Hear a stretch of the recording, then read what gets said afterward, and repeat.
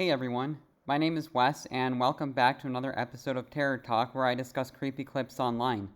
I created this original horror music to add to the video, and I hope you enjoy it. Be sure to leave your own comments, and when you're done watching, check the description if you'd like to listen to my music without the commentary. Now let's get into it and have some fun.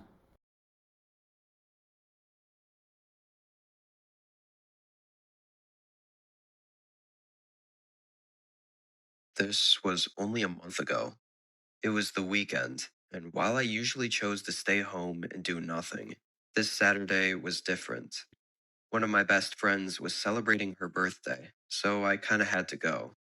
It wasn't supposed to be a big party, only our close group of friends, maybe having a couple drinks and talking for a few hours. I lived in an apartment, just a 10-minute drive from my friend's house, and around 6:30 I drove over there. The party was nothing special. It wasn't even really a party, just a social gathering, I guess. However, we did end up drinking a bit while talking, and eventually, at just about 1 a.m., most people had either left or decided to spend the night. I really didn't like sleeping at anywhere but my own home and bed, but I also was a little tipsy still, and Do you feel that way? Also, do you not like to sleep anywhere but your own bed? For me personally, I kind of feel that way. I mean, I sleep on the couch, so that's just something that I've gotten into the habit of. I just find it a lot more calming and soothing in a way. Kind of weird, but let me know if you have any scary story experiences related to spending the night somewhere that you are familiar with or that you aren't familiar with, because I love hearing other scary experiences and stories. So let me know in the comments if that's ever happened to you. wasn't going to risk driving. Maybe, against my better judgment, I decided I'd just walk back to my apartment.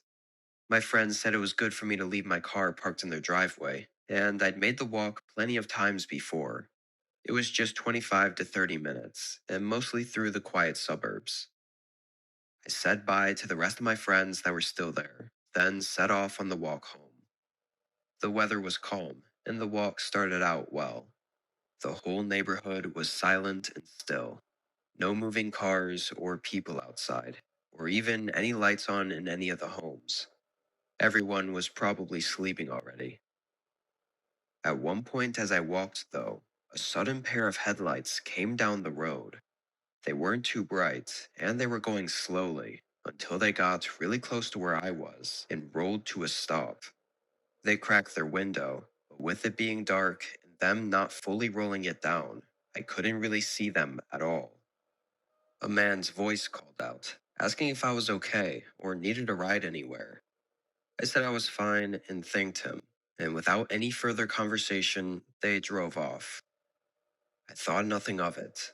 From his voice, he sounded like he genuinely wanted to know if I was okay. I kept walking along the same road. Another couple minutes went by, as the neighborhood was just as quiet as before. But then, a street sign in front of me reflected a light from behind me. I turned around, seeing that same car coming down the road, opposite of the way he came down before. He Yeah, this is already a huge red flag, right? Like, this person is clearly being stalked by this driver down a dark road late at night, and that's never a good sign. And at this point, my guard would be on high alert. Wouldn't yours? he ended up pulling off to the side of the road, though, and parking rather than passing by me. I still found it strange that he turned around and came back this way, only to stop and park as soon as he was in view of me. Seemed like a really big coincidence.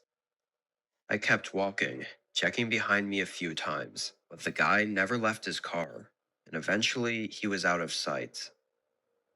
I made it to the next section of the neighborhood, hoping this was nothing to worry about. But of course, walking alone in the middle of the night made everything feel extra suspicious. I started to feel better with every passing minute, though. I was only about 10 minutes away from my apartment at this point, when I suddenly noticed a car parked up ahead. It was parked in the street with its headlights on, but not on the side of the street or on the curb. It was right in the middle of the road. As I got closer, I was able to make out more and see that it was definitely the same car from before. I felt a lump in my throat, knowing the chances of this just being a coincidence were getting lesser and lesser. From where I was, there were really only two routes to get to my apartment from. Usually, I just walked along this road because it would take me most of the way there, but I knew there was also a park up ahead that had a walking path cutting through the woods. I rarely used it because most of the time I made this walk, it was at night, and the path through the woods didn't have any lights or anything, so it was usually safer just to stay on the street. I was thinking this might be a scenario where it would be less risky to go through the woods rather than walking past the car that was clearly watching me a bit too much for comfort. However, as I got closer to where I knew the entrance to the trail was, I realized the car was parked strangely close to it, like they were only a little bit ahead of it. So I could make it to the path before passing the car, but it almost seemed too perfect. As I got closer and closer, the more I looked out at the woods, the more uneasy I felt. I had to go with my gut. I kept walking, past the entrance to the woods and toward the car. I held my breath as I passed it, but nothing happened. Once I got to the front of the car, I looked back, and through the windshield, I could see that nobody was inside. This car that had been following me and parked right in the middle of the road with its headlights on was empty. After a few seconds of thinking, I looked further back toward the woods, and barely through the dark, I could see the figure of a man standing out from behind the trees, watching me. I took no more chances. I started running. It was only a few seconds later that I heard the man get into his car. I pulled my phone out as I ran, and thankfully that must have deterred him.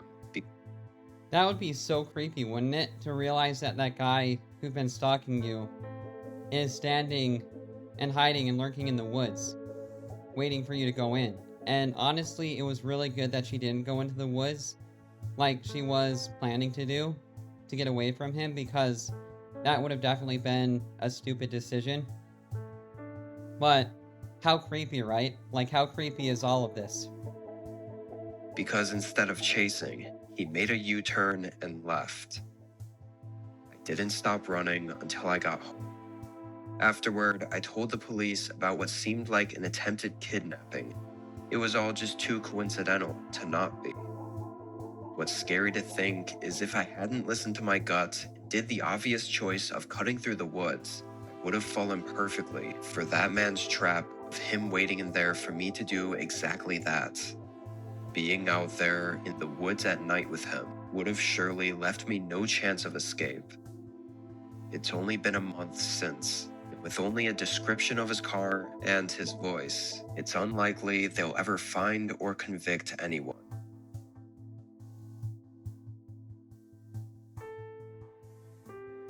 Yeah, it's super lucky that she got out alive in this situation. And I think that it's really important to listen to your gut and your intuition in these types of situations, because if you don't, you could end up leading yourself into a lot of trouble or even getting yourself killed. So definitely listen to your intuition, and this person definitely listened to their intuition, and it saved their life, honestly. So either way, super creepy story, and I hope that you enjoyed my commentary and the music, and I will see you in the next video.